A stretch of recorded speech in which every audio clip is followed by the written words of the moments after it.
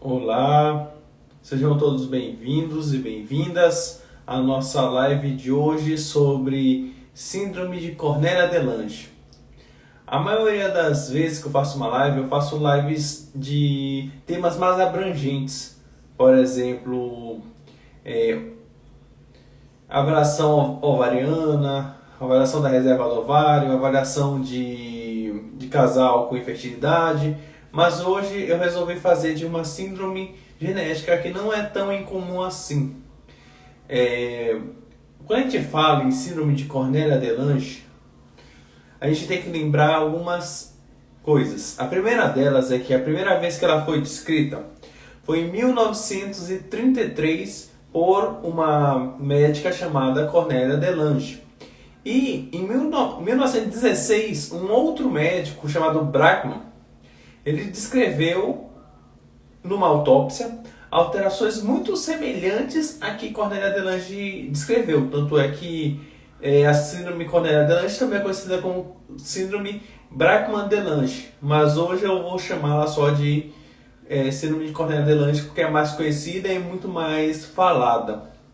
Quando a gente fala em síndrome Cornelia-de-Lange, nós, durante a formação de um médico geneticista, existem algumas síndromes genéticas que nós pensamos e avaliamos que são muito mais frequentes. Por exemplo, quando a gente olha uma criança com síndrome de Down, eu já sei que ela tem síndrome de Down, mas outro diagnóstico que é clinicamente reconhecível é a síndrome Cornelia-de-Lange. A partir do momento que a gente olha pela primeira vez uma criança com síndrome Cornelia-de-Lange, aquela imagem fica gravada na nossa mente. É como se a gente tivesse um gestalt daquela imagem.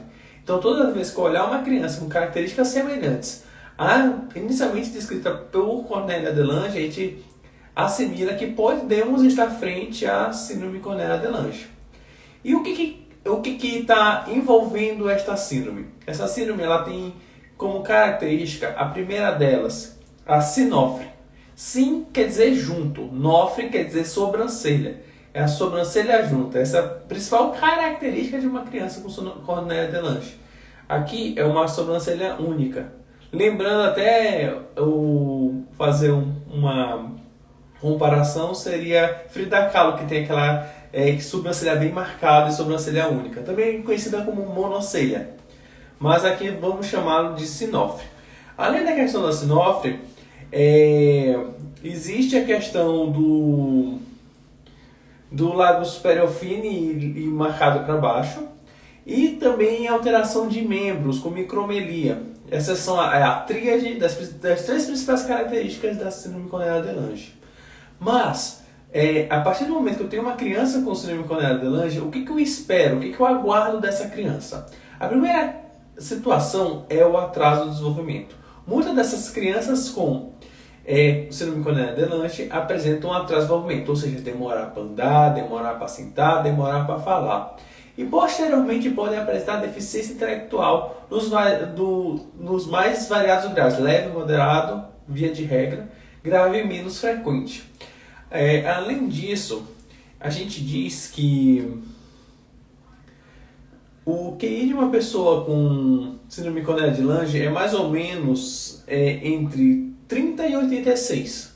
86 já muito próximo do limítrofe e 30 mais para a deficiência intelectual grave. Por isso que eu falei que está mais relacionado à deficiência intelectual leve e a moderada.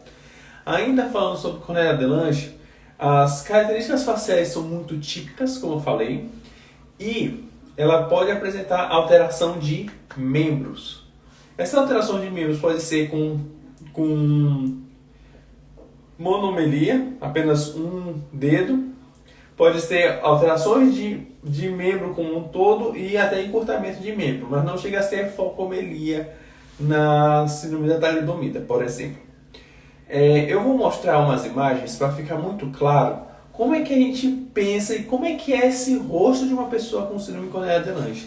Muitas pessoas não conhecem, mas este livro é o livro de cabeceira de um médico geneticista.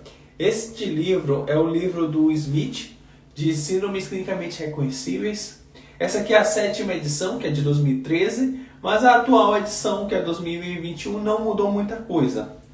ele sempre descreve as síndromes a partir de suas características por órgão, e ele fala um pouco da etiologia. Eu vou falar isso um pouco mais pra frente. Como vocês podem ver, essa menina aqui, ela tem essas características da síndrome de Cornelia-de-Lange.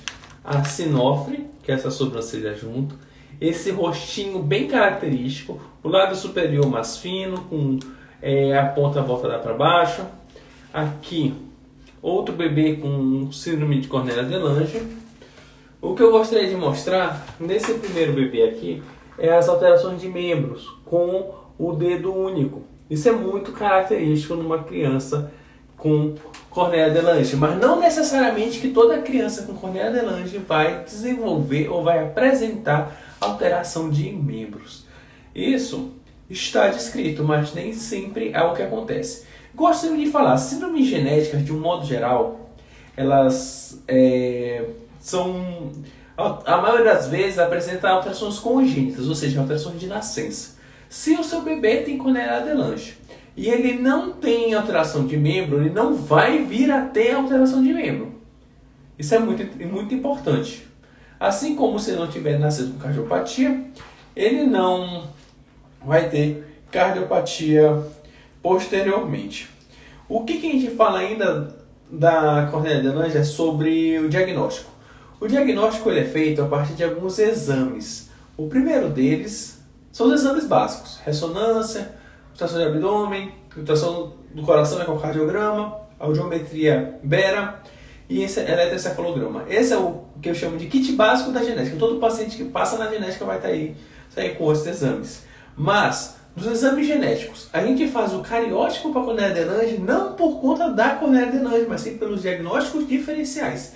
Existem alterações cromossômicas que mimetizam a Cornelia-de-Lange, por isso que eu preciso fazer a avaliação cromossômica. Mas a síndrome de Cornelia-de-Lange é relacionada ao gene NIPBL, que é um gene que está localizado no cromossomo 5, que é uma doença autossômica dominante, ou seja, aquelas que passam de pai para filho, de filho para neto, de neto para bisneto. Mas, via de regra, pessoas que têm Cornelia-de-Lange, os pais são normais, porque são mutações de novo.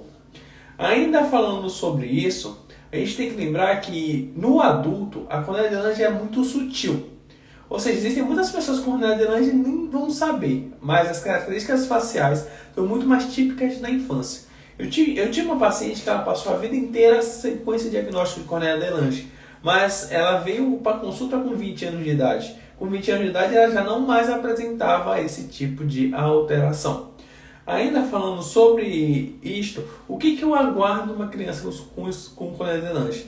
Atraso de desenvolvimento, deficiência intelectual.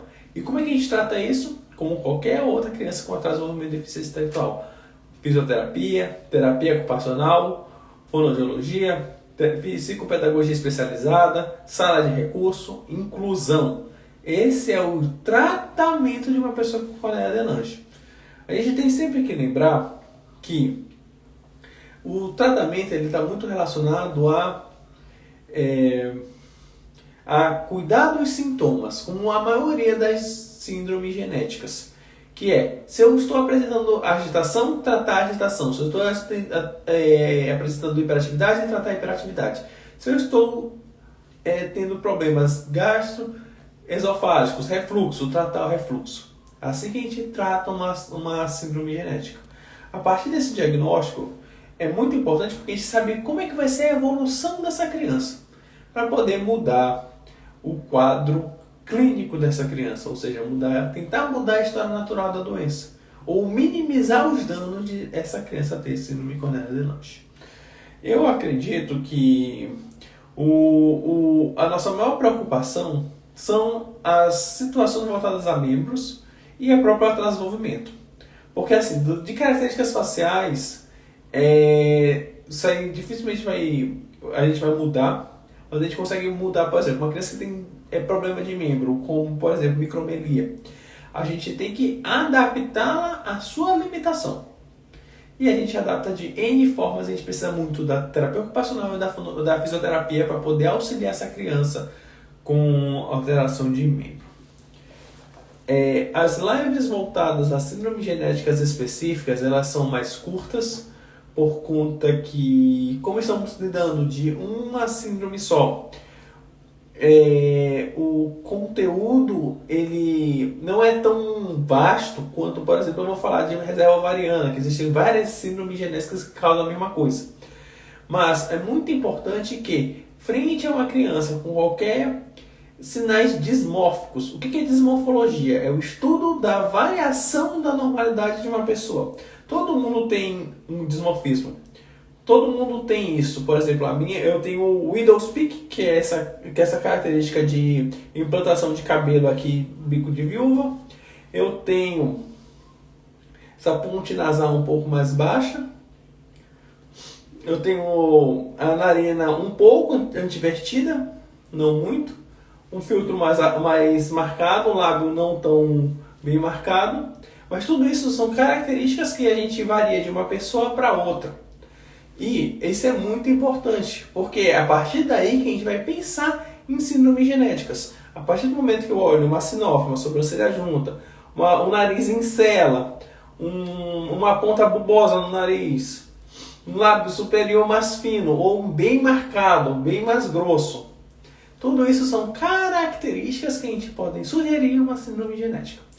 De qualquer forma, para a nossa live de hoje, é sempre um prazer estar aqui com vocês. Muito obrigado pelo carinho, obrigado por terem assistido essa live. Não temos perguntas para serem respondidas durante a live. Muito obrigado pelos coraçõezinhos, também me sinto muito honrado e muito querido por ter vocês aqui assistindo a minha live. A live da semana que vem vai ser sobre Setembro Amarelo, que é o mês de prevenção ao suicídio, na verdade, um pouco mais amplo, falando um pouco sobre transtornos mentais. Vou falar um pouco sobre os testes genéticos de farmacogenômica, como a genética hoje consegue auxiliar alguém que tem um transtorno mental. Tudo isso pensando claro, a prevenção do suicídio, que é o ápice do transtorno mental, seja a depressão, transtorno bipolar, esquizofrenia, ansiedades e outros transtornos mentais mais comuns, que não tem tanta relação com genética, mas hoje a genética já pode tentar auxiliar estas pessoas. Muito obrigado e tenham todos uma boa noite.